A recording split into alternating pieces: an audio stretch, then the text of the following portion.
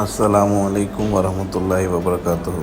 இன்று நாம் நினைவு கூறுகிறோம் ஒரு கதையை, தியாகத்தின் கதையை அல்ல, நம்பிக்கையின் சீரக்கொடியான ஒரு உணர்வை. இது சாதாரண நாள் இல்லை, இது ஈதுல் அதுஹா ஒரு கொண்டாட்டம் மட்டுமல்ல, அல்லாஹ்விடம் முழுமையாக சமர்ப்பணமான நம் இதயத்தின் தினம்.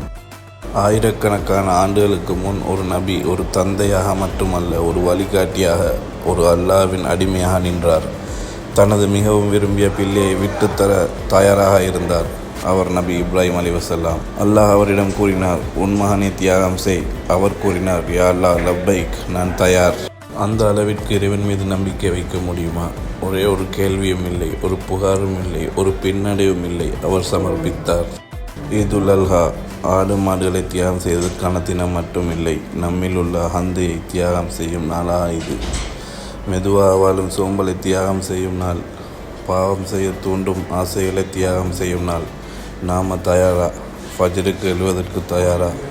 நேர்மையாக இருக்க தயாரா? மன்னிக்க தயாரா? இன்று நம்மிடம் வஹி வராது. நாம் நபிகள் இல்லை, ஆனால் நாம் எல்லாம் ஒரே விஷயத்துக்கு பரீட்சை செய்யப்படுகிறோம். நீ அல்லாஹ்வுக்காக என்ன தியாகம் செய்ய போகிற? நீ அள்ளும் ஒவ்வொரு கணம், நீ பொறுமையாக இருந்த ஒவ்வொரு நிலை, அல்லாஹ் பார்த்து கொண்டே இருக்கிறார். இப்ராஹிம் அலைஹிஸ்ஸலாத்தின் தியாகம் போல உன் தியாகத்துக்கு முடிவில் சுமையை நீக்கி சமாதானம் தருவார், வெற்றி தருவார், வாழ்க்கையை உயர்த்துவார்.